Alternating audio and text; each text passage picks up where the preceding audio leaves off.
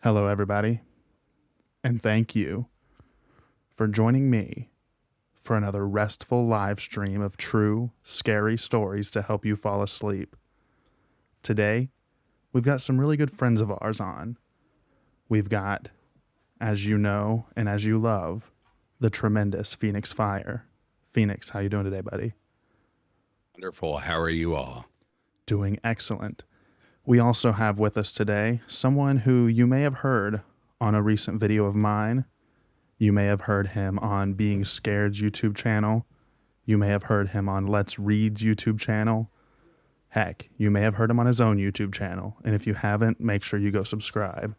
We've got with us Booze and Booze. How's it going, Booze? Really good, and happy to be here. Thanks for having me. Hey, glad to have you here. We also have with us the beautiful, the wonderful, the lovely love of my life, Mrs. Inner Scare Wifey back there, ruffling papers. I apologize. Glad to be here. How you doing, wifey? Very good, thank you. Alrighty. I had to turn the rain on because I haven't done that yet, and turn it down to where it's not so stinking loud. There we go. Sorry.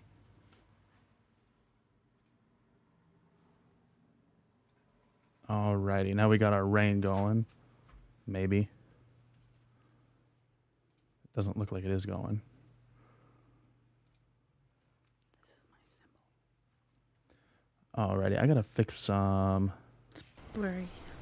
audio difficulties here. Yeah. Can one of our guests speak, Phoenix or Booze, to make sure that I can still get your sound? Okay, yeah, I'm not getting you. So, looks like we're going without rain tonight, y'all. I do apologize. I've got to fix that. It's something to do with my interface here, because I've got it going through the chat. So we're gonna switch it over to where we can hear our guests, and I'll just turn off the rain. All right, I do apologize for that. Rain is off. Alrighty. Technical difficulties. Love the love doing it live, right? How's everyone doing tonight? How is YouTube J doing? BX Rose, Phoenix Fire, LJ, Samantha, Gurgula, Inner Scare Wifey, JoJo Beans, and Kimberly Shepard. Thank you all so much for joining us. I appreciate y'all being here today. As always, if you have questions for us, make sure that you put them in chat. Also, if you have specific types of stories that you want us to read, make sure that you put them in chat. And YouTube J, thank you so much for that 99-cent super chat donation. I do appreciate that. Inner Scare Wifey. Also, thank you, LJ, for becoming a member. We really appreciate you becoming part of the family. Yes, thank you so much, LJ. We do appreciate that. Also, I have one more announcement before we get into the meat and potatoes of the stream. I do apologize, everyone. We do have a podcast now, so let me copy the link to this. Make sure that you go check out the podcast. It's called Enter Scares Spook School. You can listen on Amazon Music, Apple Podcasts, Castbox, iHeartRadio, Pocket Casts, Spotify, or anywhere you get your podcasts. I do want to play a very short excerpt from our podcast just so y'all can kind of see what it's about. So I'm going to go ahead and play that real quick and let y'all hear it. Hopefully y'all enjoy it. YouTube J, thank you so much for that $1.99 donation. What I'll do is I'll try to fix it while we're playing this podcast here. For donating. I do appreciate that donation, and I will try to fix it during this podcast here, so that we'll see how that goes. Hello, and welcome to the Enter Scare Podcast, where we talk horror with those who create it on a daily basis. Hello, everyone, and thank you for joining us today. Today's episode is going to be a little bit different than what we are going to be doing on this podcast, because today we're just going to be introducing ourselves, myself and Inner Scare Wifey. I am Inner Scare. And I'm Inner Scare Wifey. And we are your hosts for today's show. I hope you enjoy it. So, without further ado, sit back, relax, and enjoy. Hello, Inner Scare Wifey. Well, hello. How are you doing today? I'm doing great. Awesome. So, we've been thinking about doing this for a long time. Yes, we have. I am stoked to finally be here behind the microphone and actually recording our first episode for Interscare Spook School. It's definitely something that I didn't think was going to happen anytime soon, but it's been a pleasant surprise. Yeah, I thought that it was never going to happen, to be honest. I mean, we've been talking about this for over 6 months now, even before I started the Interscare Sleep YouTube channel. And all right, so that was a very small excerpt of our podcast. I put a link there, anchor.fm/Interscare. If you go to that link, it will actually take you to where you can click and listen on whatever platform you choose to listen to. One of our guests, do y'all want to speak again to see if I fixed the sound audio issues?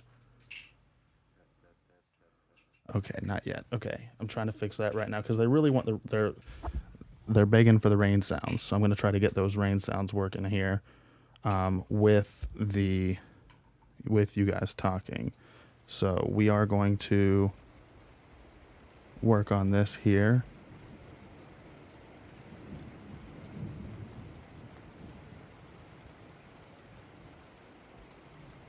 There we go. Now can you talk?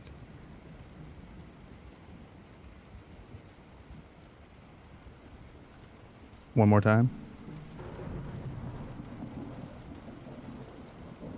Can you guys hear the guests? Tell me in chat if you can hear the guests.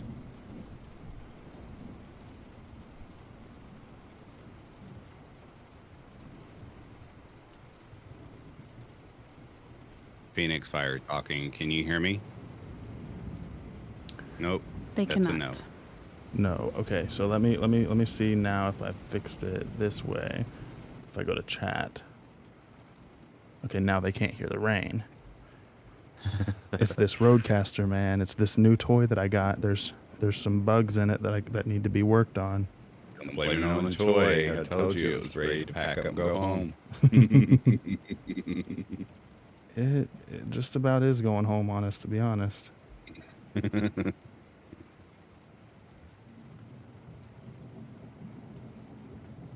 Okay, now I've got everything coming out everywhere, but it's still not working. So yeah, unfortunately, we are going to have to go without the rain. I do apologize, everyone.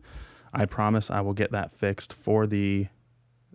Actually, let's see if I can do it this way. If I come into settings here...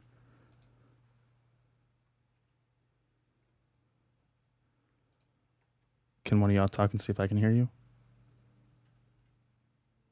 Testing again. 1, 2, 3. Okay, so now I can hear you. So now And the we chat. will... Can chat hear us? I'm pretty sure chat can, because whenever you guys talk, it's just coming out my mic instead of my desktop audio, which is fine with me as long as it's working. All right. Okay.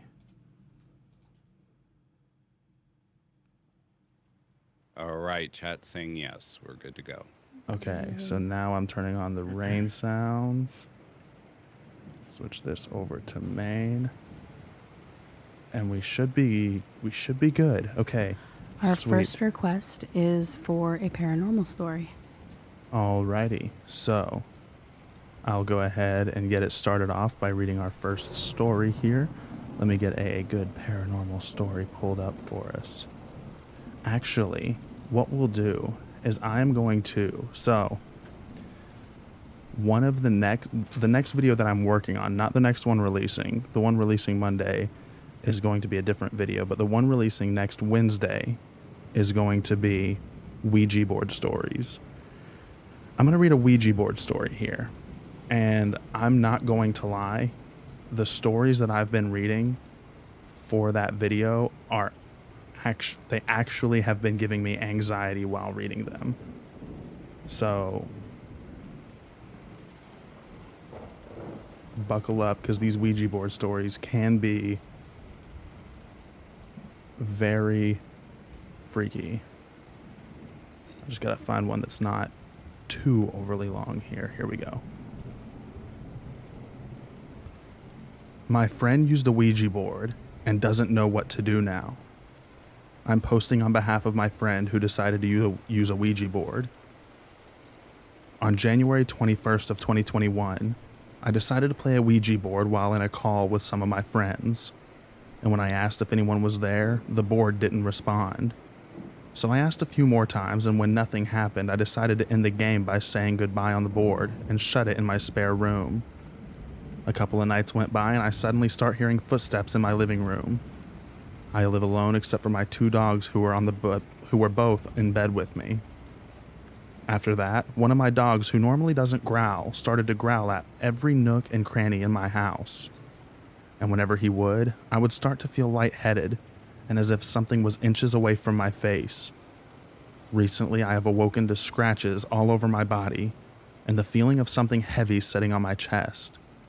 Today, I came face to face with a shadow person, in broad daylight I might add, and it felt like it and some other unknown entity were holding onto my lungs and playing tug of war with them. Now, as I make this post on behalf of my friend, he tells me this: I can barely feel my head right now. It feels like someone is screaming in my skull. Any advice on how to get rid of the Ouija board would be great. I have advised him to not throw away the board, let alone burn it. Any help would be greatly appreciated.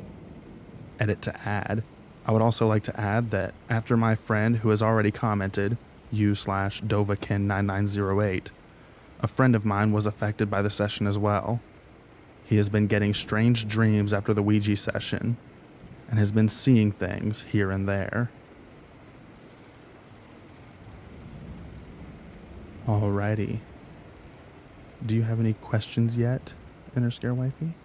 No questions from chat yet. I have some questions. Okay, you want to ask one? Absolutely. I would like to know, and this is for Booze, what's the inspo for your channel? Who do you look up to as a narrator, or how did you get started with this channel? There is definitely quite a few narrators within the YouTube community that I definitely look up to. I think I've Being Scared, Let's Read, Mr. Nightmare, like all the big names and stuff like that. And I've been listening to scary stories. I've been turned on to scary stories. I actually first started listening to them through like creepypastas and like the No Sleep podcasts and stuff like that. And then those got kind of stale for me after a while. And then I found out that there was a whole nother genre of just like true scary stories and alleged scary stories and narrators doing that. And that's how I got turned on to Let's Read and Being Scared and Mr. Nightmare and all of them. And then I've been told by quite a few people in my circle, like family, friends, like, dude, you got a good voice, like you should use it to do something. And then I was like, yeah, maybe one day I'll do what they do, you know, start a YouTube channel and narrate scary stories. And then one day I'm like, you know what, I'm done talking about it, let's just do it. And about a little over a year later, here we are. Awesome. That is awesome. That is awesome. And you've actually been featured on quite a few large channels as well, right? Yeah, I've been very fortunate and very lucky that I was featured on like Being Scared, Let's Read, and a couple others as well. But I don't know how I got that lucky. I was just kind of shamelessly, well, I guess not shamelessly, but sliding in a bunch of narrators' DMs when I first started, because I was told by a few people, like, hey, the only way you're going to grow quickly or get seen quickly is to collaborate. So, you know, start asking around, and that's kind of what I did, which most of the people I got left on red. But again, I got featured on Being Scared and Let's Read, which was a dream come true. I was on cloud 9 when I remember one day I was sitting in my mail truck and I had a notification on Twitter, and I look, and Joel from Let's Read had just DM'd me on Twitter, and it was like literally like a celebrity type of moment. You know, I was just like, what is going on right now? I'm literally having a conversation with Joel from Let's Read, and then the night I got featured on it, like I was on cloud 9. That is amazing. That's impressive. Also, I apologize to everyone who's watching right now. I know that that sounded kind of echoey. I promise it's not on Booze and Booze's end. It was on my end, so I turned one of my audio sources down. Hopefully that helped fix it. Let me see if I can fix that as well here. Because it looks like it was coming out. Now that's frozen. Oh well. Let's Yeah. just mute the desktop audio, and we'll just keep it on this, because I think that rain's coming out of this one too. So I do apologize, everybody. Hopefully it's fixed now. Should be good. But anyways, dude, that is awesome. Like being able to talk to Joel from Let's Read and talk to Being Scared and all those guys. It's that's amazing. Like that would be a dream come true for me. So For sure. How did you get to know him? I first heard him on a collab with Dane Petrelli, and I thought his voice was phenomenal. that's actually where I first heard of Booze and Booze too, and I didn't even realize it. Oh, So I was listening to Being Scared, and I had heard it before, and I didn't even realize it. But then I was on Twitter and saw some random guy say that he was going to try this full time, and he wanted to start making thumbnails for people. And I was like, damn, he's good at thumbnails. He So I is. messaged him. So now all the thumbnails on this Here we channel are. are made by Booze and Booze. he and here makes we all are. mine as well. They're very, very good. So yeah, make sure that you go subscribe to Booze and Booze for sure. He's got a great voice, great storyteller, everything. Would you like to read a story for everyone? Sure. Alrighty. And without further ado, everyone, Booze and Booze. On June 3rd, 2016, I had a social media event. I was an Instagram influencer, and the event was a golf tournament. I posted on social to ask some followers to come. So when he showed up, it didn't surprise me. Sure, the tickets were $250, but for some reason, that really didn't click with me. It was a drinking event as well, and he showed up at least a little bit tipsy, but having a good time. He was also an Instagram model who I knew online. He asked me on a date for after the tournament. I was a single mom, and because of the event, my parents were watching the kid until the next day. So I said sure. We went off on this date, went to a bar and grabbed some food. The man was handsome, but really charming as well. We had a beer, and then in his car, he offered me some weed.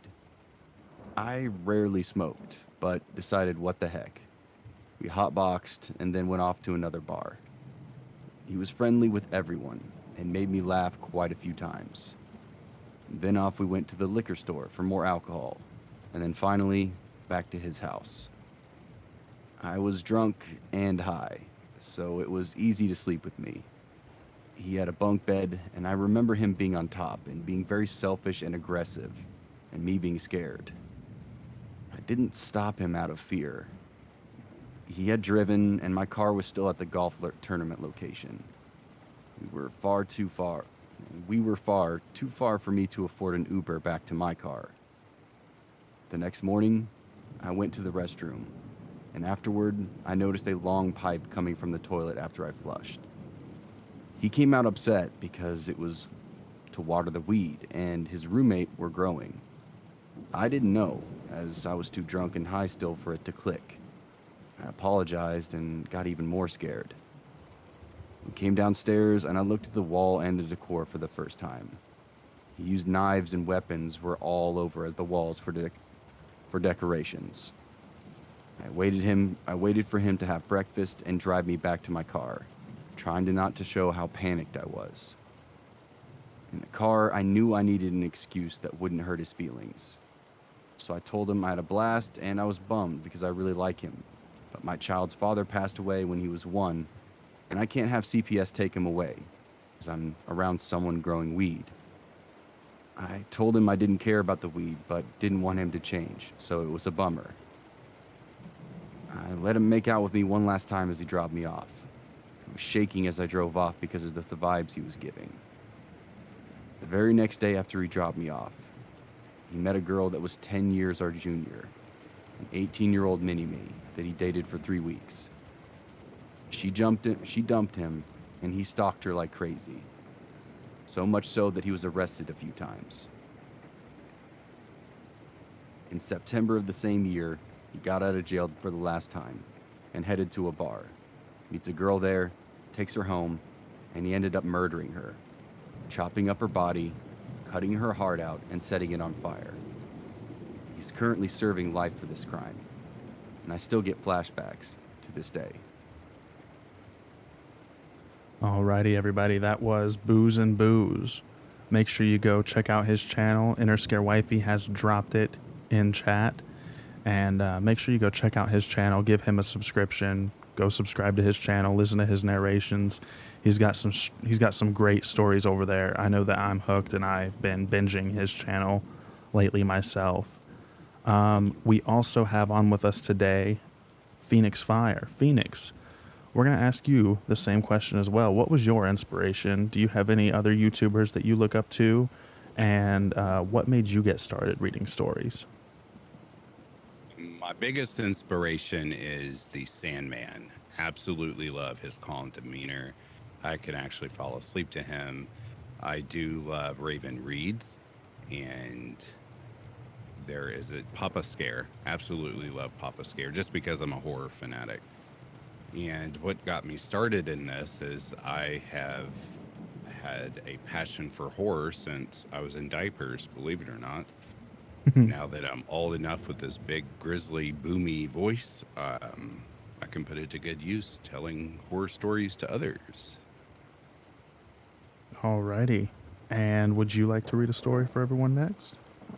I sure will. Are we still sticking with the Ouija board theme, paranormal, backwoods? Whatever you want to read. I know that I read a Ouija board story because we had people asking for paranormal, but I read that one, so you can read whatever you want to read. I haven't seen any other requests. No. No Backwoods. request? There we go. We got a request for we backwoods. we did get a request for backwoods. All right, I will go with backwoods for 200, Alex. Here we go. This one's entitled A Strange Feeling in Night in the Forest with Aftermath and a Graphic Dream. So, the story begins like this. A friend and I were over a week ago, on the 29th of December 2022 to be exact. Out in town, and later that night, we drove up to the forest. After a mile up the hill and away from my house. It was around 9 p.m. when we arrived up there. A very strange night, to be honest. The moon was visible behind the clouds, and everything was really dark. We pretty much were standing for around 10 minutes next to my car, in the darkness, looking into the forest, having a smoke break. Then, the forest got more quiet after a guy with a dog came by. Nothing unusual. Well, till it got more quiet. I then spotted some weird lights in the forest, probably half a mile up to a mile inside, between the trees. It looked like candlelight. By the way, we didn't have any snow by then for about a week or two. I told my friend and pointed over to the lights. They just shrugged it off and told me. That is what that is, clearly. It could be a house in the distance, but it wasn't. I knew that for a fact. There was no house, just one further up the road, not over there in that forest. I knew that forest well, after all. We were looking and watching for a bit, until a weird feeling hit us, like we were watched by something. Hearing some leaves rattle and some branches cracking a bit. Elsewise, those lights looked like they were coming closer. I swear. I might have heard some voice from where those lights were as well, but I'm not sure. After finishing the smoke break, we got back into the car, since it felt way too eerie. I even stared over and just said, "No worries. We're just visiting and come in peace. I know you are out there." My friend just glared at me like I was a madman, knowing that at least one Wendigo and some other beings roamed around in that forest. I told him the stories, by the way. Well, nothing eventful afterwards until I went to bed that following night. I had a strange dream, very lucid. I could say astral again for what it's worth. In the dream, I was going close to the forest, looking down where the swamp was. It was a bright afternoon, middle of the winter. Snow was almost covering everything. It looked similar like these other dreams, in which a Wendigo, which I know quite well now, visited me. Speaking of, there was one. Not the one I knew, this one. This one was different, looking like a bear skeleton with a skull. A big skull which looked strange, having antlers and a half skeleton and rotten like corpse as a body.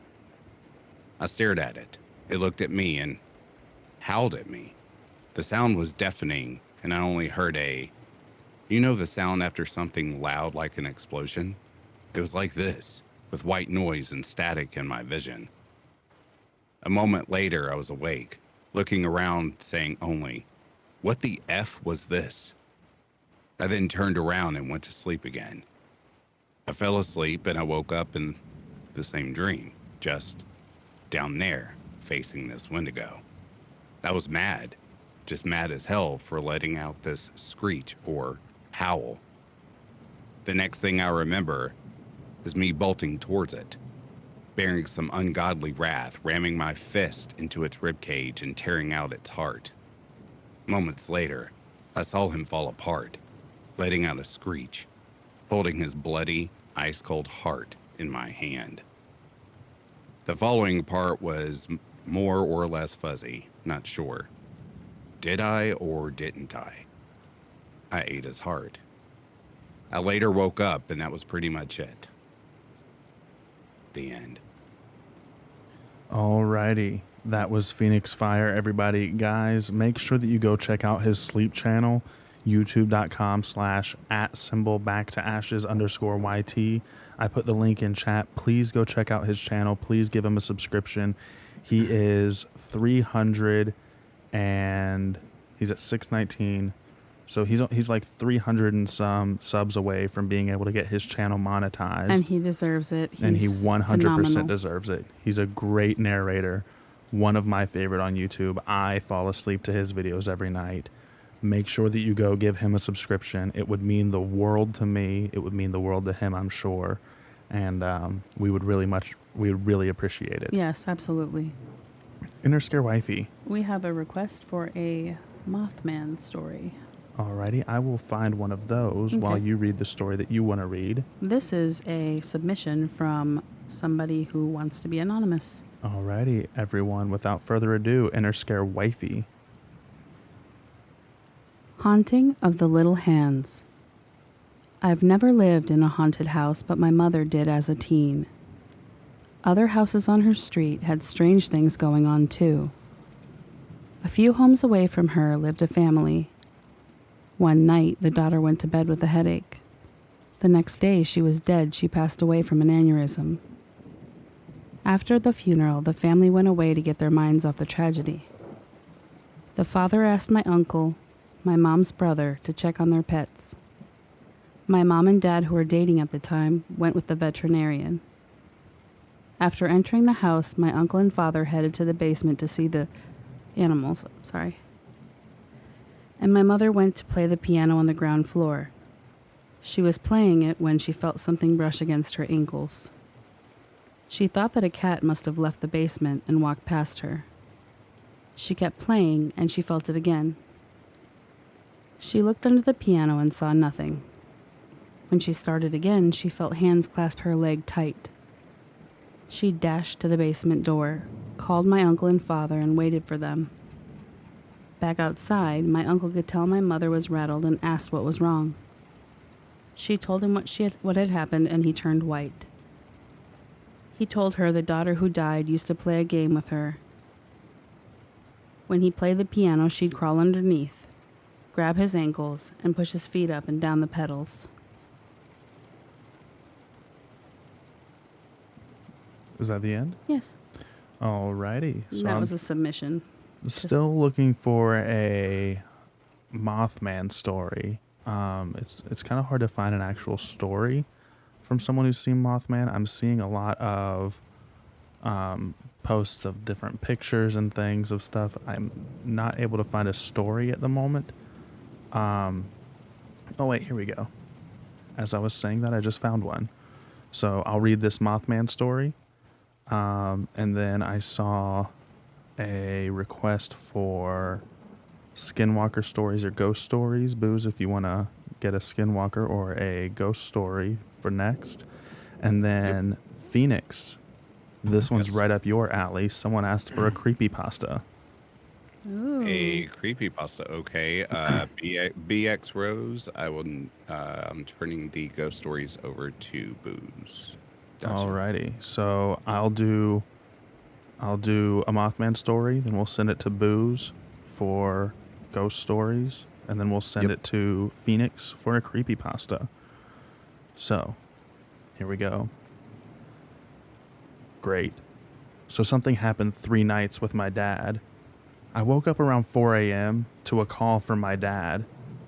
It didn't sound like him. So I asked, "Who is this?" It was an officer. I'm not allowed to say, but he asked me, "What was your name?" I said my name, and he said, "Okay, right person." He asked me about a sighting that I've seen recently. I said I've seen the Mothman, as you read before in my previous post. And all of a sudden I got dizzy and fell down. All I heard was a, "Hello, are you there?" And my eyes shut. I woke up and it was staring at me straight into my eyes, though something felt wrong, and it had wings, about 3 feet tall and 6 feet wide. I was terrified and ran the other way into the field. I ran, and it eventually flew away. Suddenly I passed out again and woke back up, and it was nighttime. I called my dad back and stayed quiet from what happened. He picked me up and the officer answered. I asked him, "Where the hell is my dad?" He said he's home safely. I ran inside, and he said that he was going to work midnight shift. So I said okay. I went up to go play my PlayStation when my dad walked in with completely different clothes on and said, "Let's go." I thought to myself, Skinwalker? This is written so poorly. I am so sorry, y'all. I denied it and said no. And he said, "Please." I said no.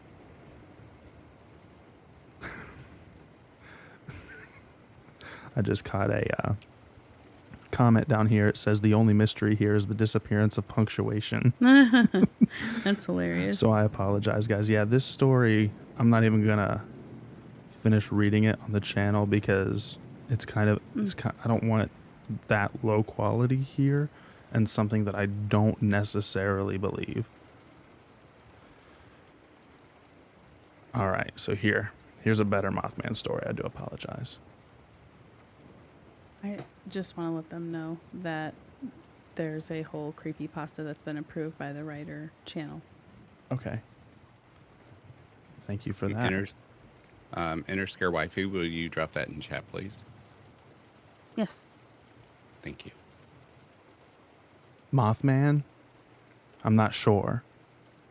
I've never told this story other than to family and a handful of close friends. Late night, around 2 to 3 a.m., a friend of mine and I was driving back from Columbus City, Ohio to Amsterdam, Ohio. We were on the back roads close to Burgles, Ohio. The roads are twisting and hairpin turns most of the drive to Amsterdam. I don't think we passed a car at all that night on a particular road. I remember the moon was bright that night, and Rick and I was talking and listening to music on the radio. We were going around a very sharp turn, whereas you could see an old 2-story farmhouse that had a large hole in the roof.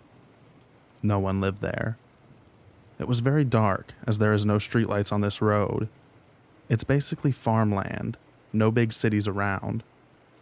I remember Rick had his bright lights on, and I saw this house as we approached the very sharp turn off to my left. The moon was high in the sky behind the farmhouse as we came around the bend. I was still looking at the abandoned house, as it was the only thing to look at the time.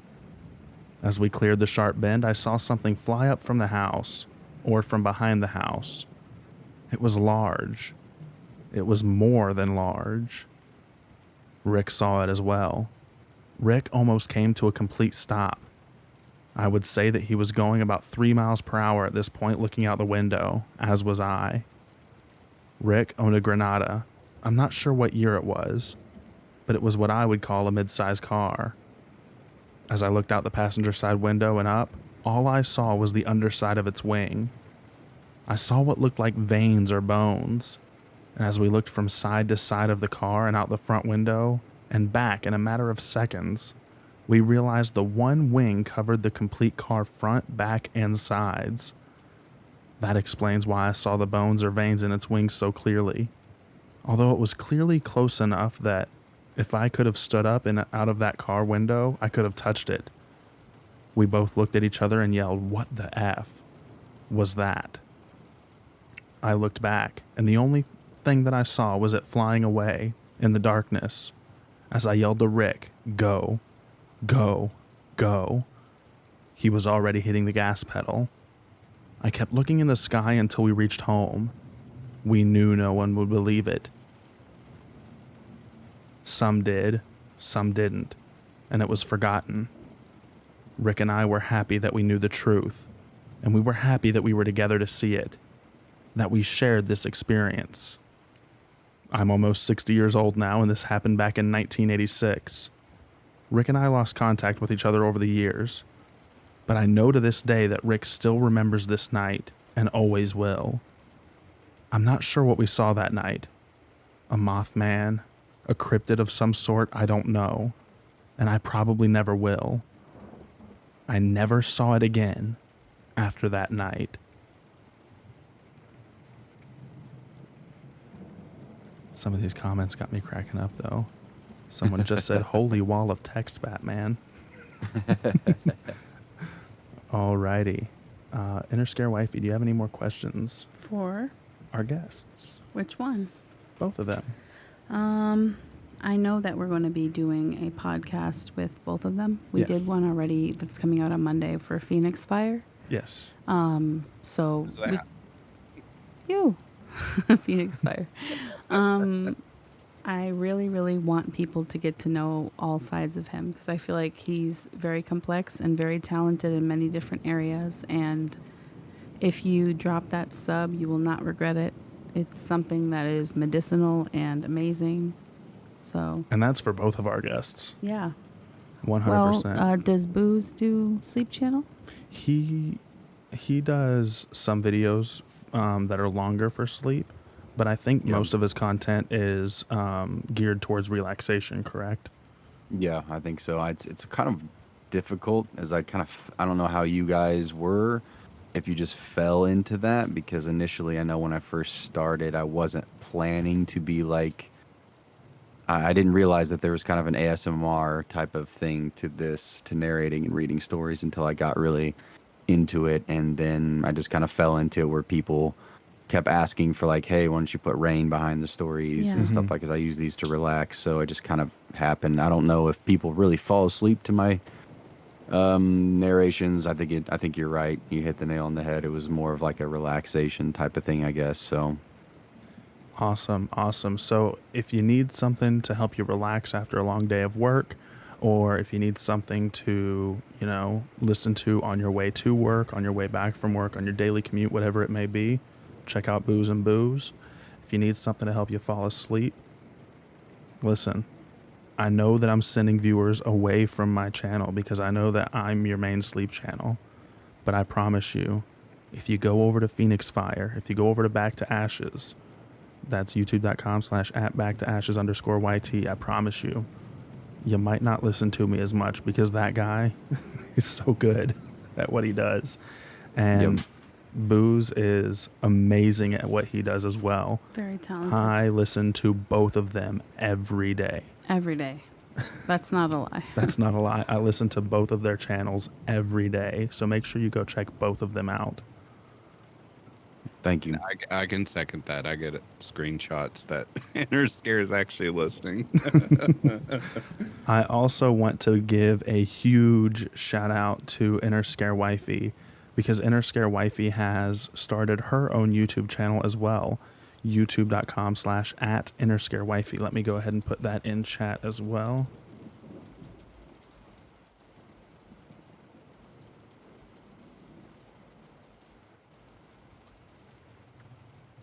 Oops.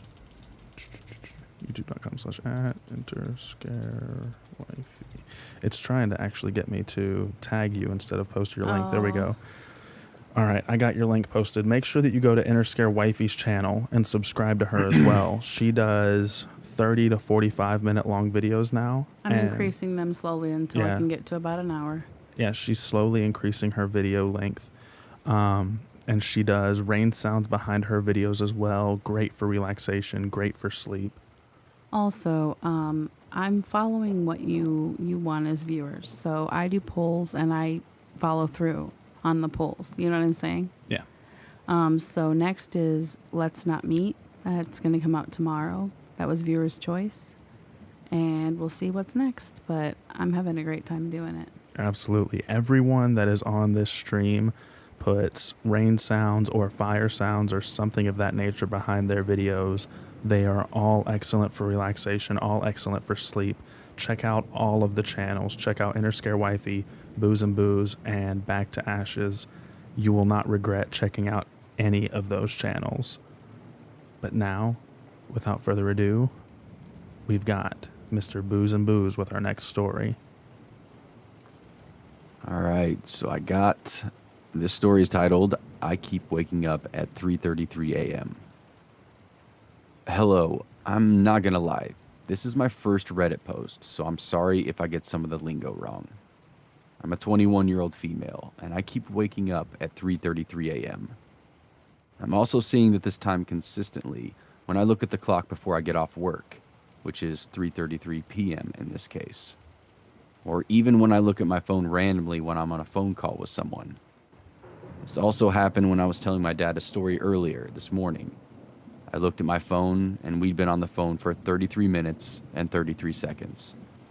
I'm starting to get a little bit freaked out. Now back to what my title is about. 5 times within the last few months, I have woken up at 3:33 a.m. to the same noise in my house. Someone yelling. I'm always waking up mid-reply as if I'm trying to yell something back, but can never remember what I'm saying in those moments following. For context, I live with 3 other people, my mom, sister, and stepdad. I'm the first one to get up at 5 a.m. while they all get up around 6 to 7. So it would make no sense for any of it to be them.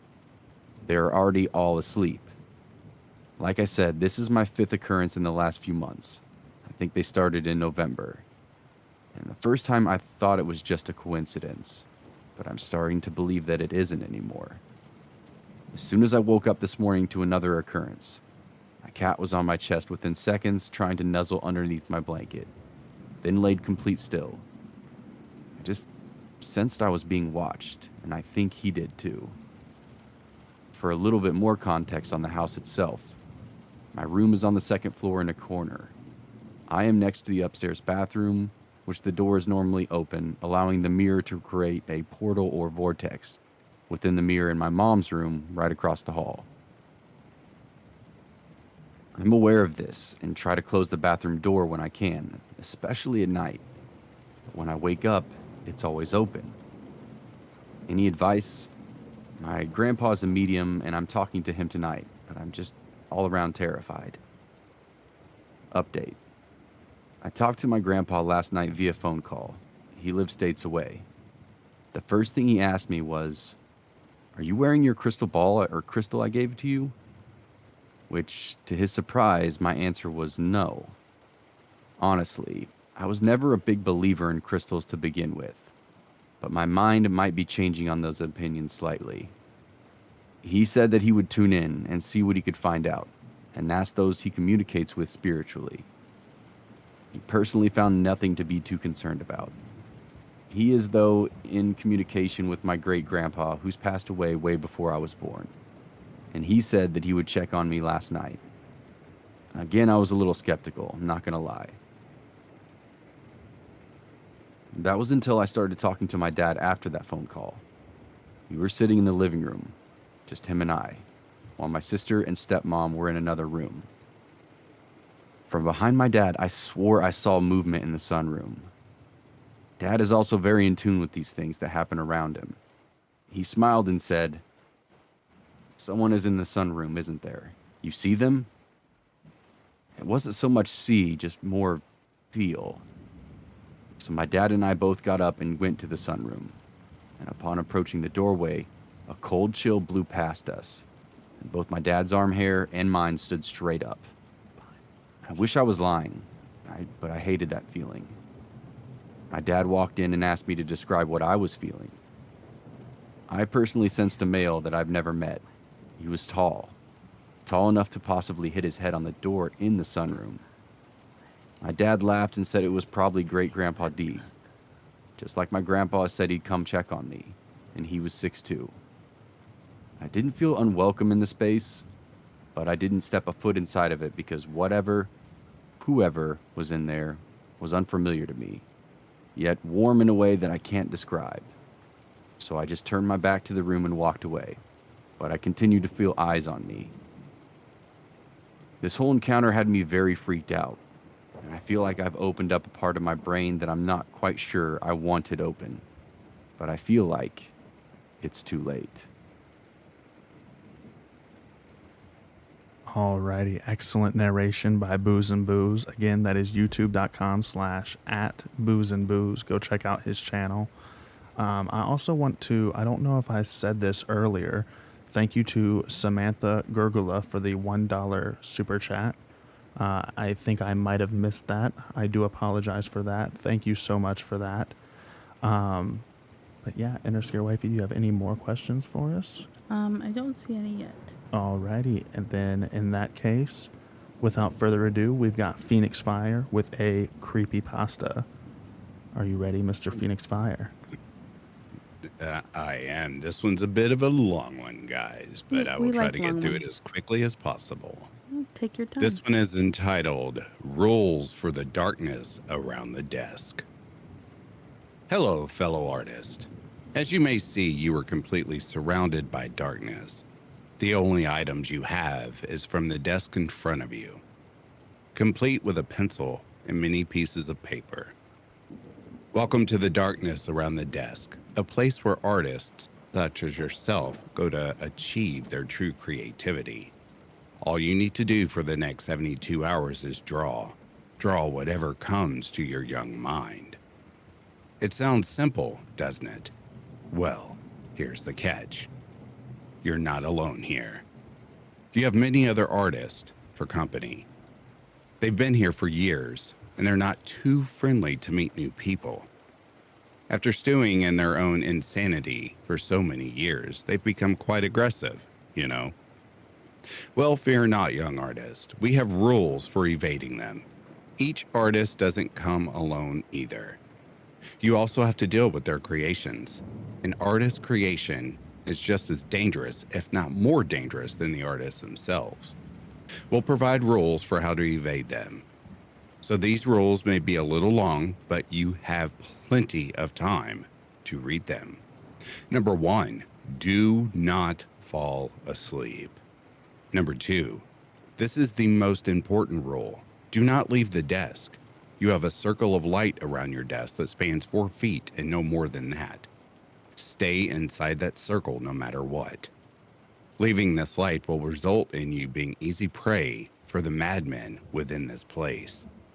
Number 3, the first one and the easiest one to deal with. You'll meet the young artist. She's a young girl wearing a purple hoodie. She has black puffy hair and baggy eyes, very easy to recognize. The young artist has creations that she will use as minions to try to get rid of you. His name is the Audius, and he is very aggressive when he appears. He will sit in front of your desk. You may converse with him, but sound as blank and emotionless as possible. Failure to keep this rule will result in you being dragged into an endless labyrinth you do not belong in. And oh yeah, possible death. The final creation the young artist will send after you is a large, pink-eyed, robot-like alien. It sounds stupid, but the alien is far from that. He enjoys kidnapping people and torturing them until they die. He wasn't supposed to be like that, but I guess he got corrupted. Here's how you avoid him. You do not look at his big, pink eyes. Blend in with the darkness. Hide under the desk. Just look away. Anything to make sure he doesn't see you. Number 4, the next artist you will meet is the blind painter. He is a large, slightly chubby individual that has ginger hair and no eyes, just bloody sockets. Obviously, he can't see due to him stabbing his eyes out years ago, but he can hear really well. Even a slight twitch will alert him to your presence. So in order to deal with him, do not move. If you if you don't see him at first, you will hear him. If you listen closely, you will hear slight wailing. That's your cue to freeze. His tiny, colorful paint creations are called the twitchies. Their objective is to make you move when he is around. For example, tickling a certain spot on your body, scare you and make you squeal, etc. The only way to avoid them is by hitting or kicking them away from you. They'll retreat after a short time after that. He has another water color creation named Vox. She mimics the blind painter's wells in an attempt to make you freeze. She attacks when her prey is still, so scare her off. If you hear wells and are unsure of who it is, that lantern on your desk is pretty handy. So don't put the light off of yourself for too long though. Other than that, that's all there is to the blind painter. Number 5, the third artist, is one of the most aggressive artists you will encounter. Call him the ventriloquist. He may be mad, but he is very intelligent and strategic on how he hunts his victims. He uses puppets to imitate movements and voices in different directions to fool you. The problem here is that the ventriloquist stands way too far away from you for your lantern to do any good. And even if he does get closer, he hides behind other objects or his puppets. So light doesn't scare him. Instead, you have to do a little acting to please him. When the ventriloquist gets very close to your desk, he will start to act out a scene using his very human-like puppets. Spoiler, those are real people. You have to play along. If he feels satisfied with your performance, he'll leave you alone. If he feels you did terribly, well, then you'll become one of his puppets. You won't die. You'll still see and feel everything. So, there's that. Number 6. The next artist you'll meet is the author. She's the second smartest author here, which is why she doesn't directly approach you. And the second most aware as well. And because of this, she's like a leader to the other crazies. She doesn't do anything to really attack you, but she can summon more than 2 other artists at once. This doesn't sound too bad if you know what you're doing, but this can easily overwhelm you if you're not careful. The 2 artists the author summons could team up on you and injure you badly. When you are injured to the point of death, then the author will come and deliver the last blow, killing you. It's best if she keeps her distance, however. If she ever does approach you, that means you've messed up bad. Number 7. Next, you'll meet the most harmless artist out of them, the oldest artist. He's mad, but a harmless kind of mad. He doesn't hurt you. He just talks to you. All you can do is just follow along with his ramblings. He may say something helpful, so pay attention. Number 8. Lastly, you will meet the cartoonist. The cartoonist uses his animated toons on paper to show his presence, and even better, he uses his animated toons on your paper just to make sure you can see it. When he animates, determines where he's coming from and what you should do. If he animates verbiage there. If he animates a man running, he's in front of you. Use your lantern. If he animates a man walking, he's at your right. ignore him. If he animates an idle man, he's ready to attack. Flip the paper over and halt his attack. Be quick about it. You have a small window of time to act. Number 9, the Father Core is a rogue creation that wishes to do nothing more than convince you to join his cause. He whispers and speaks, trying to physiologically break you. All you need to do is ignore him. He possesses the artist and uses them to spread his influence. You'll know they're possessed from the black eyes and white pupils. Once again, try your best to ignore them. Don't even respond to what he says to you. He's very persuasive and will try anything to get you to open your ears and listen. But with willpower comes success, so try your hardest and ignore him. So, those are the main threats you have to worry about. But what about extra threats? Yep, you heard me. You heard me right. There are rare chances that you'll encounter new threats, each having their own rules and regulations you must follow in order to deal with them. Most of them are creations, with a few artists in the fray. Blinky. Blinky infects your paper and uses his hands to reach and try and grab you. When you see a simplistic smiling face on your paper, don't touch your paper. In fact, keep your hands off your desk until the paper is blank or displays your artwork. The 5 brothers. These are 5 plague doctors who hide in the darkness and try to catch you off guard. To avoid them, you need to use your ears. Listen out for one of the brothers and shine your lantern on the exact spot. If you shine your light in the wrong spot, it's game over. Mr. Loxton. If you see a corpse in front of you, turn your back and count to 10. He should be gone once you turn your back around. Do not stare at the corpse. You will break space and be stuck in this dark dimension far longer than you want to. The tailor. The tailor is a man of fashion. He's here for your skin. Don't want to be skinned alive? Here's what to do. When he appears in front of your desk, he'll ask for the whereabouts of his mannequin Patrice. Look for the mannequin arm that he's hidden somewhere around your desk. If it's in the lit spot around your desk, search for it. If it's outside the lit circle, tell the tailor you have no idea where it is. Do not lie to him. He'll check behind you to make sure you're telling the truth. Then he leaves.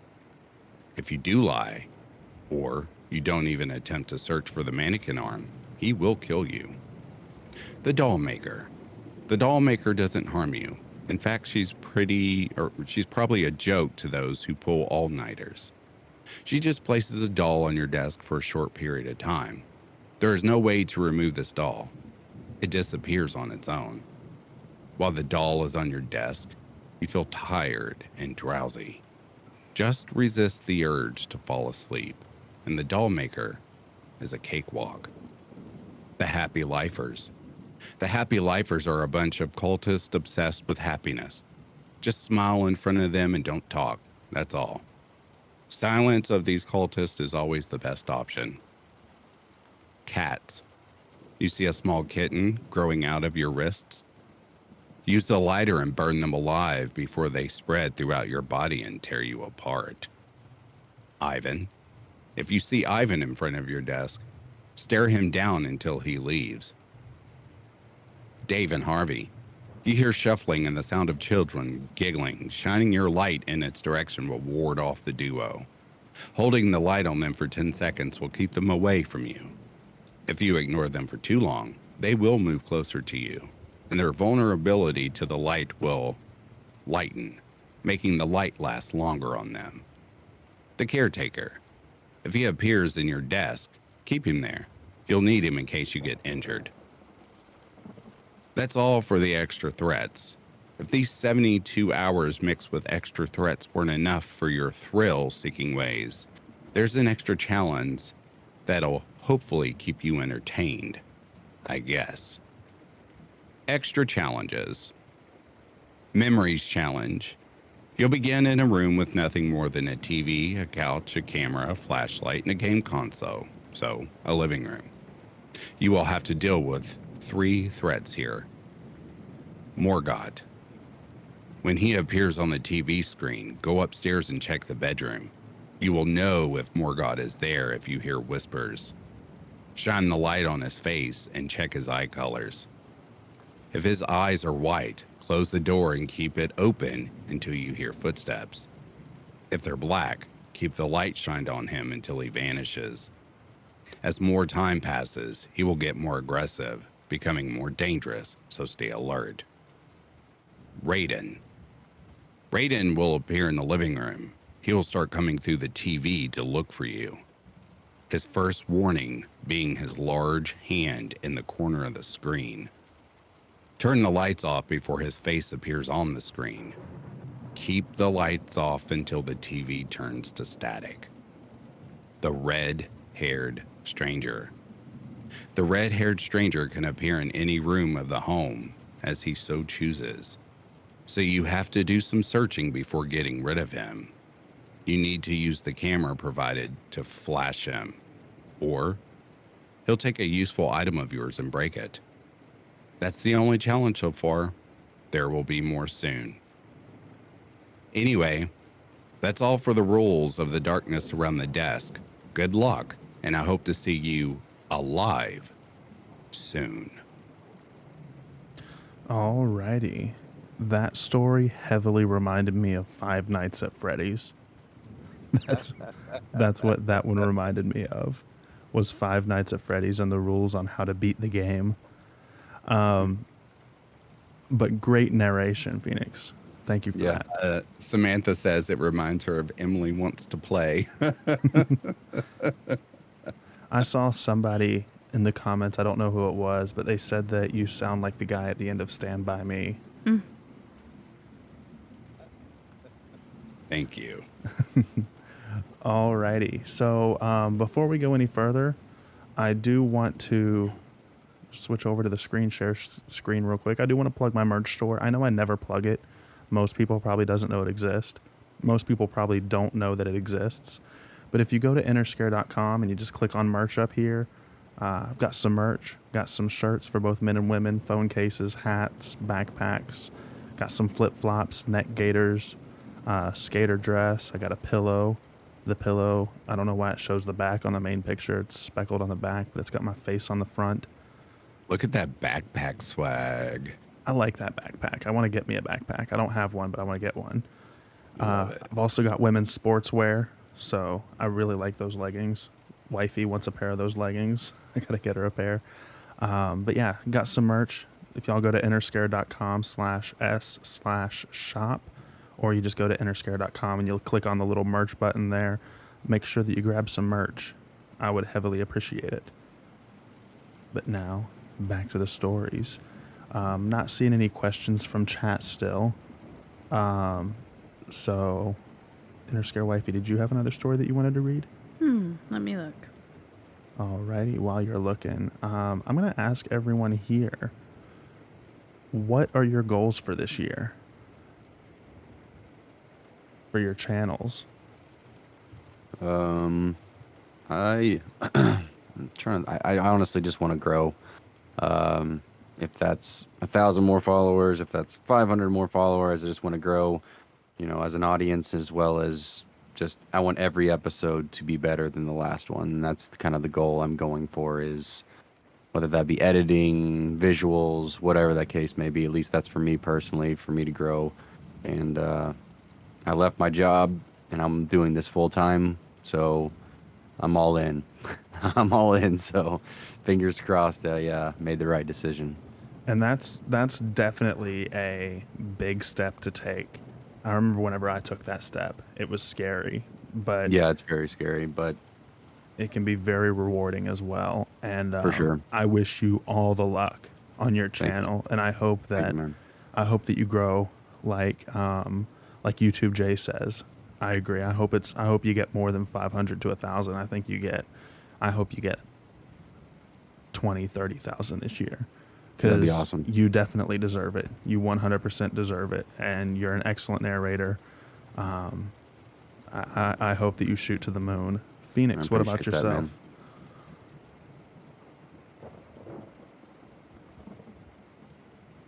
Phoenix, you still with us? I am. I'm sorry, I didn't hear you. No problem. I said, what are your goals for your channel this year? My main horror channel, of course, is to continue on with that. For the chat that doesn't know, I know this crowd here is for sleep, but I do horror channels over on Phoenix Fire Narrations, and those are more hardcore. I do my own SFX work. For those that don't know what that is, that's sound effects, and they're a bit more abrasive. So, but my goal for Back to Ashes, seeing that after a whole month, I'm about to be monetized, and I owe that to Inner Scare and Inner Scare Wifey. They were my biggest inspirations. I plan on continuing to lull people to sleep, as I like to call it, vocal melatonin. So as long as I continue to read and the audience likes it, I will continue on with that. I hope to see that channel completely take off. It's amazing. I never thought that I could read people to sleep, but I guess the deep voice does it for people. It absolutely does. Inner Scare Wifey, what are your goals? Well, I'm really, really getting into writing right now. It isn't just like the little, baby stories I'm writing right now. Like, I'm really trying to do something. And I want to learn more. I love narrating. I could do the short stories, you know what I'm saying? But I would like to learn to step out of my comfort zone and read some really good pieces this year. Collab with some really good people. And prioritize my kids, of course, over any of that. So it's just kind of a little different for me. Absolutely. Did you find a story? If I may step in and say, just recently over on Phoenix Fire Narrations, I released a story. Inner Scare Wifey. Do you remember the name of it? I'm so sorry. Sam, I am. Sam's Riddles is what you... Sam's Riddles. Yes, Sam's Riddles. I just did that story. Inner Scare Wifey wrote it, and it is one of the best stories I've ever heard. She heard, and she penned it, and I narrated. If you guys get a chance, please check it out. It's amazing. Thank you. You're Absolutely. welcome. You're a great writer. It motivates me to just get better and better and better. Absolutely. You're just all over the place. Yeah, she's a writer, narrator, a super mom. She's just amazing. I picked a good one. She doesn't sleep. It's okay. I don't. She doesn't. No. And when she does, it's to Phoenix Fire, to Back to Ashes. It's true. It's true. Alrighty. Did you find a story, Wifey? Has this one been done? Just look at it real quick. Nobody did that? No, nobody read that one yet Okay, today. I'll do that one. Alrighty. Inner Scare Wifey, everybody. Okay, let's give it a go. Mind trip to help or not? So I had convinced this chick I knew to go on a random camping trip outside of Castle Rock, Colorado. Like many places in Colorado, you can usually just kind of drive up off into the mountains and eventually find a spot of a 4x4 trail that's not what I would... I'm reading this bit. It's very small. Hello? It's very small and difficult to read. You're not able to read it? No. I apologize. No problem. Alrighty, everybody. Inner Scare Wifey's computer died on her, and so she had to switch to her phone, and she has the tiny version of the phone, so she's not able to... I'm holding the mic and then trying to read it in front of there. I can't see. No problem. I don't want to Wifey. not do this story justice. though. Absolutely, no problem. If somebody else would like that backwoods story, it's very well written. Alrighty. I did see a request for a mysterious place story, but I'm not exactly sure what they mean by that. I did ask in chat, Jojo Beans, what did you mean by that? But while I'm waiting on a response to see what she meant by mysterious places, I will post-apocalyptic stalkers, backroom stories. Alrighty, we're getting a lot of requests, so unfortunately we might not be able to get to all of them, but guys, Phoenix and Booze, if you just look at chat, we're getting tons of requests for different stories. So take your pick at Okay. whatever you want to read. I'm gonna go ahead and pull up a Black-Eyed Children story because they're easy to pull up here with Interscare Wifey's server that she made. Yes. Got plenty of paranormal to read. I'm not seeing a bunch of requests for those.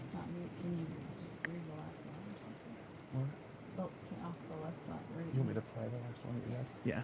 Okay, everybody. So what I can do is Interscare Wifey has been recording stories, actually. So what I will do is I will play the last story that Interscare Wifey recorded on my computer here. So this is for her next video. So if you guys enjoy Interscare Wifey's videos, make sure that you go check out her channel. If you do enjoy her videos, this is a sneak peek to what is to come next. So without further ado, Interscare Wifey. My friend's mother tried to kidnap me. I don't even know where to start because it never occurred to me that something like this was possible, but here I am. Ever since I was 3 years old, I knew one girl, I'm going to call her Emma, because we were in the same group in kindergarten. Later, we attended the same school. We were never really close until I turned 9 or 10 because we got into the same group of friends and soon we became best friends, not surprising for that age. We'd hang out a lot, literally spent all free time with each other. I knew that Emma had problems at home. Her mother was an alcoholic and an addict, even though she denied it all the time. Most of the time we'd spend on the streets, however. Rarely we'd stay at my place when it was raining or during storms and blizzards. But we never entered her apartment when someone was at home. And even though they stayed for longer than 10 minutes, my mother suspected she was stealing stuff. A pair of golden earrings went missing and we never found them again, and just asked me to be more careful around her. Eventually I noticed what my mother meant. Emma would come up with crazy excuses to stay in my apartment, like saying that if we go under the rain, she would catch a cold during her period. And in the future, she wouldn't be able to give birth due to that. I wasn't a dumb kid, but decided not to point it out. One summer afternoon, I decided to bring up the topic of Emma's family again. She took me to her home and no one was there. Everything went normal, so we started hanging out there more often. I noticed a lot of empty alcohol bottles and syringes around, but it wasn't my place to pry. A few days after that, when we entered, I noticed 2 extra pairs of shoes that weren't there before, and when we left the doorframe, I saw a woman and a man sitting in the kitchen smoking. I knew that Emma didn't have a father. He died when she was 2 or so I assumed that was her mother's friend. Is that blank? You've changed a lot. Such a pretty face. I was so weirded out as she and that man stared at me intently, eyeing up my body and face. I was 10, so only later I understood how creepy that was. I'm pretty sure that I've never met her mother before, so probably she saw me in a kindergarten album. After that encounter, Emma started acting really strange, asking about my parents' full names, where exactly they work, whether I have extended family, persuading me to go to abandoned places. She literally dragged me to her place several more times where I met her mother and that man again.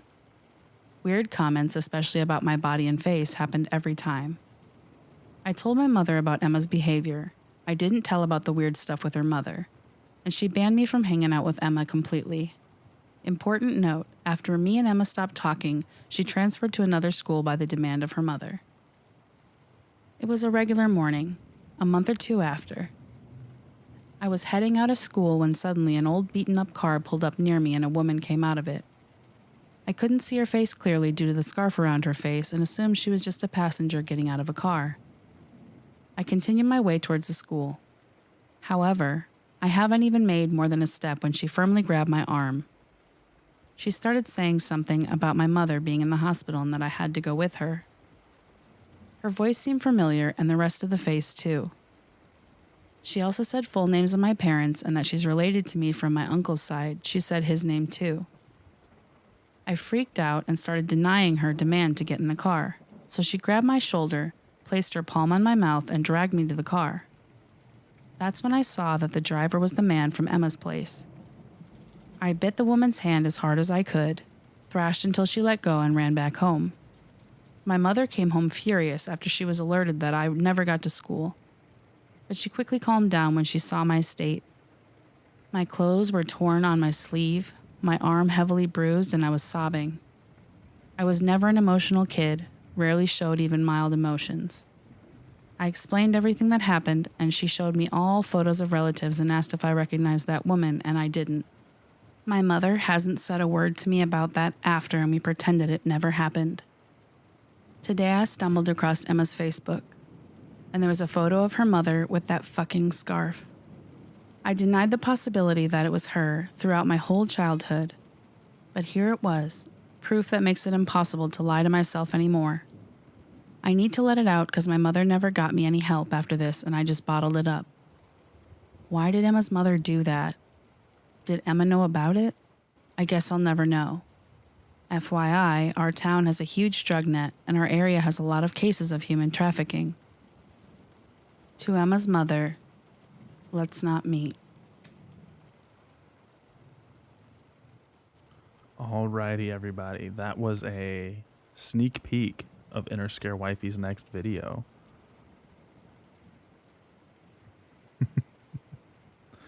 Alrighty.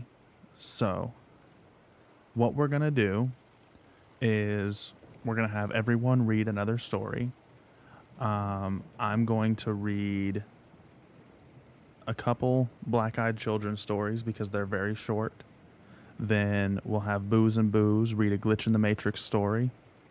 Then we'll have Phoenix Fire read a paranormal / Skinwalker story. And then we'll see if Inner Scare Wifey wants to do another one as well. But without further ado, let's get into these stories. This isn't a long story, but it's really creepy. This happened when I was really little, but I remember it like it was yesterday because of how scary it was. One night, I was so sleepy I fell asleep on the floor of my grandparents' room. When I woke up, I was surrounded by black-eyed children. I couldn't yell or move. My head to the side to see if my grandparents were still in bed. I know for sure it wasn't just some crazy nightmare because I remember being able to move again after they had left, and running to my grandparents' bed yelling, "There's kids here." But they just told me to go back to sleep. This wasn't the only thing I've experienced while living at that house. But from what I know, nothing ever happened in that house before we moved in to make me experience so many crazy things. I'm telling y'all my experiences, and it helps me to cope with some of my trauma that I still live with today. So please let me know if you're interested in hearing more. It gets scarier. Story 2. Dream about black-eyed children. Okay, some backstory. My mother-in-law is temporarily living with us. It isn't a great situation, and for the last 3 days she was in the hospital and just got back yesterday. So last night I had not one but 3 dreams / nightmares about black-eyed children. The first dream started out fairly normal. I have a vivid dream life, and this one seemed fine. I was in a house with a walkout finished basement. I had found everything but the shower, and I thought the shower might be outside. So I opened the screen door, which was not locked, and poked my head outside to see if there was an outside shower. There was a pond in the backyard, and a small boy, maybe 6 years old, was back there. I recognized him as a black-eyed child, and quickly tried to close and lock the door. But he came striding towards me and changed into an older child, and said that he was glad that I recognized him for what he was. I tried to call in my angels and spiritual protectors in my dream, but couldn't, and I woke up terrified. When I finally went back to sleep, I was at my mother-in-law's old house. She just sold, and there was a black-eyed child in her yard. We left the house in my husband's truck, and I woke up again. I went back to sleep for a 3rd time, and was walking with a boy in our neighborhood that I knew, and he said that child keeps returning. We were talking about him, and all of a sudden that little boy said that the black-eyed child was back. This time I was able to call on my angels, and in my dream I told everyone not to let the child in the house. Do you think it's possible that she brought something home from the hospital?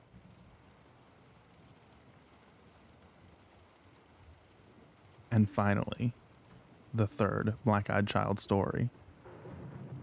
So I totally forgot about this happening until my mom brought it up at dinner tonight, and now it's 9:30 at night and I'm scared all over again. This was back in high school, either my freshman or sophomore year. I missed the bus and I didn't have a car at the time, so my mom had to drive me to school. The road, my tiny neighborhood, more like a glorified cul-de-sac or however you spell it, was a long rural stretch that only had one equally tiny other neighborhood and a few houses here and there. It was 6 a.m. or something and still dark outside, and it was colder than a witch's tit. As we're pulling out of our neighborhood, my mom and I both saw these 3 children in blue and white private school uniforms standing side by side, shoulder to shoulder at the entrance of the neighborhood on the walk. It was either 2 girls and 1 boy or 2 boys and 1 girl. I don't remember the ratio. But the girls wore a blue and white skirt/dress outfit, and the boys wore a blue short-sleeve shirt with khaki shorts. This was weird for a few reasons. 1, it was 40 degrees outside. They looked like they were dressed for the summer and they didn't even wear coats or anything. 2, there were 2 girls in the area, but not a private school till the next town over. And blue and white weren't the school's uniforms for colors. 3, what young kids just stand there in a single file line, not doing anything, but standing? No joshing around, no nothing. Yeah, right. Lastly, this wasn't where the bus stop was. It was a few blocks down. Just a sprinkle of extra creepy on top for craps and giggles. There wasn't any streetlights. They were just standing in the dark, not doing jack except being creepy as hell, I guess. They were on the corner on the right, closest to the passenger side where I was obviously sitting. And of course, we were turning right. As we got closer, I thought at first that they didn't have faces, but it was just too shadowy and dark out, and the headlights only shone under their shoulders, which is how I can remember their outfits so vividly. Then we got closer, and I was relieved to see that they had faces, but then got completely freaked all over again when I saw that their eyes were all black, like supernatural Sam and Dean fighting demons all black. My mom saw it before I did, and she put the pedal to the metal and hightailed it out of there. I remember trying to look back and see them, but I couldn't since it was too dark. My mom didn't go back home till the sun rose, and it was bright enough to not be scared. Of course, nobody believed me at school, and my siblings thought that we were full of it. But we know what we saw. We never saw them after that, though. I thought they were ghosts. But a few months after that, I heard about black-eyed children on YouTube or something and made the connection. We moved shortly after that due to unrelated reasons. This was 3 to 4 years ago, and I had blissfully forgotten about it until my mom said, "Hey, remember when?" And now I want to die. I hope my irrational anxieties and fear around the children are small enough for me to punt across a soccer field. It is amusing, at least.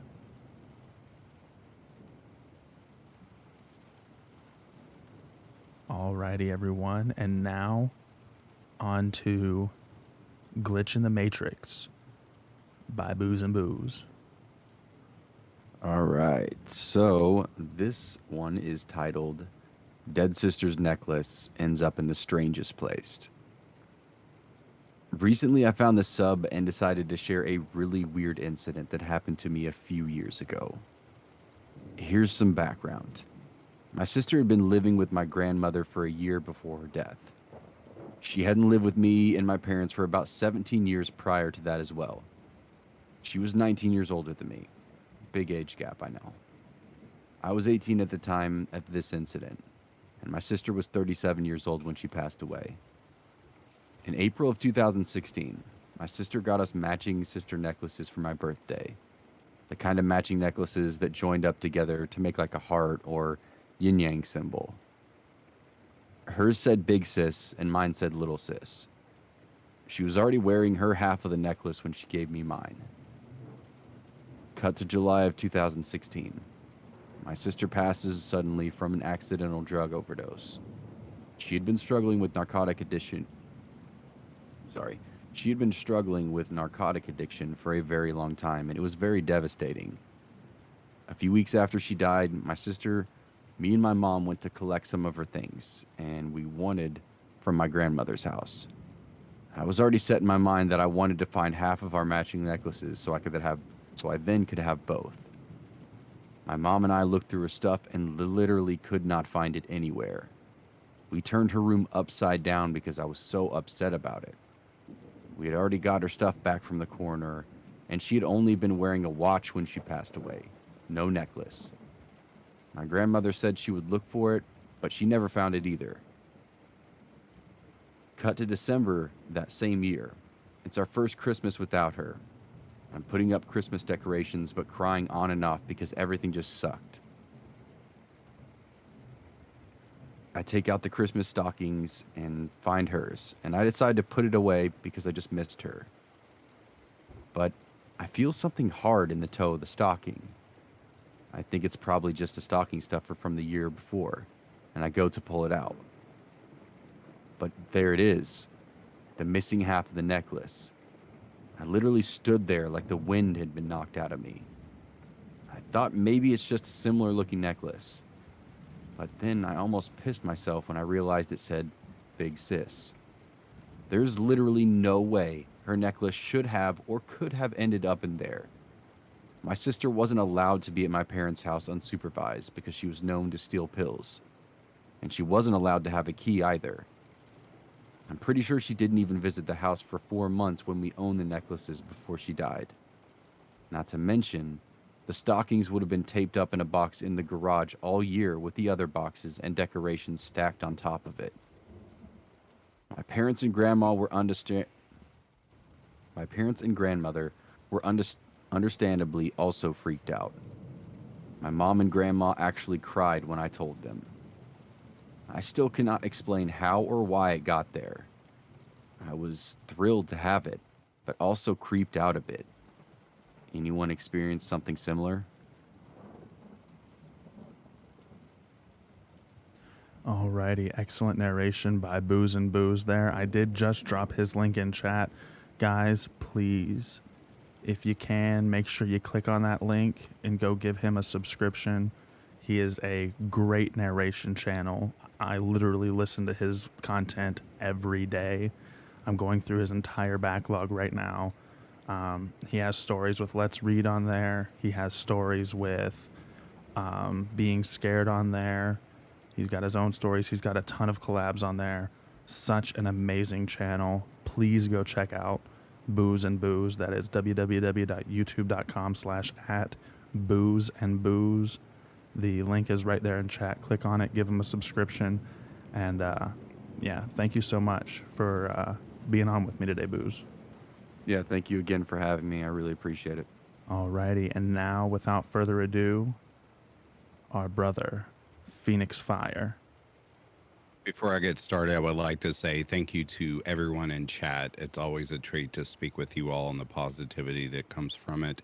And secondly, thank you, Interscare and Interscare Wifey, for having me. I appreciate it. Thank you for being on, man. I do appreciate it. You're welcome. All right, everyone. I will be ending my read with a paranormal story. The story is entitled, Ever Since I Was a Child, Something Has Been Following Me. When I was 6, we moved into an old house, and I used to hear all kinds of noises at night, like banging on the walls or footsteps coming up the stairs. But as I got older, the footsteps got closer, until one day while I was in bed, I heard the door open and close. Then someone walked over to my bed and sat down right on top of my legs.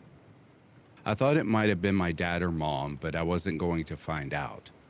I carefully tried to pull them out without them knowing, but I couldn't. They were too heavy. So I just lay there, terrified, until I eventually fell asleep. I asked my parents the next day who was sitting on my bed, but everyone denied it. The next night, it happened again, and the night after, and so on. I was always too scared to look, until one night, my dad was supposed to bring me home a gift, but Went out for a drink on the way home and was late, so I had to go to bed. But I couldn't sleep. Every noise I heard, I thought it was him. Then I heard footsteps up the stairs. Then the door opens, and he walks over and sits down on my legs. This time I was sure it was my dad, so I threw the blanket off and jumped up. But there was no one there.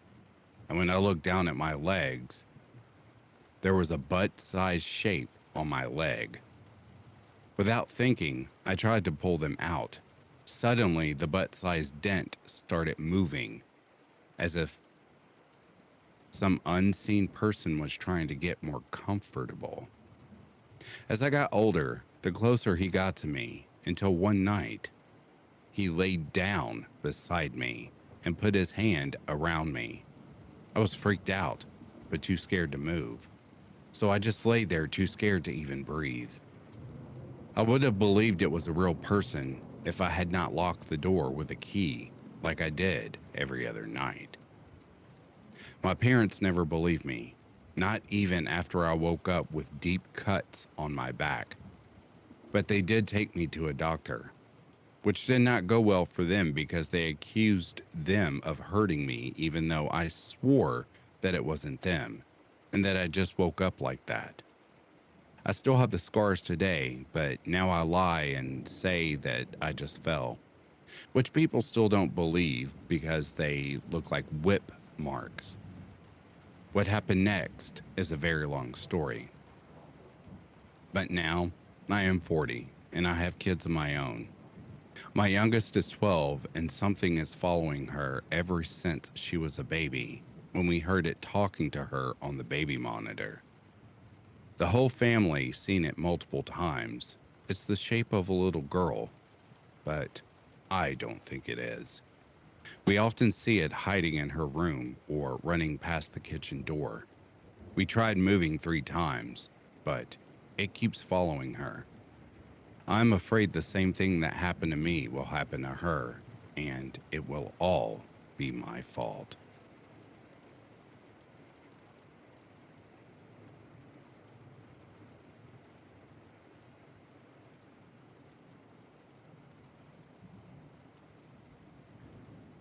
Have myself muted there. I apologize. Alrighty. Thank you guys so much for joining me. Make sure that you go check out our amazing guests, youtube.com/@boozeandbooze and youtube.com/@backtoashes_YT. Thank you guys so much for joining us. Make sure that you also go check out youtube.com/@innerscarewifey. All of these people that I've had on with me today are absolutely amazing narrators, and I am privileged and honored to have you all with me. Thank you guys so much for joining me. I do appreciate it. Thank you so much for having me. I enjoy this every single time I get the privilege of coming on this live. Yeah, thank you very much for having me too. I really appreciate it. I don't get to do the live thing very often, so it's nice to do it and break out that. Also, I mean, we're going to have podcasts with both of you, so if anybody wants to get to know them even better, I mean, tune in. Absolutely. Make sure that you go to anchor.fm/interscare for that. That will take you to a place where you can click on any podcast platform of your choice, or you can just go on your podcast platform of choice and type in Interscare's Spook School, and it will show up. Thank you guys so much for joining us today for this live stream. I do appreciate each and every one of you for being here. Thank you all. You are absolutely amazing.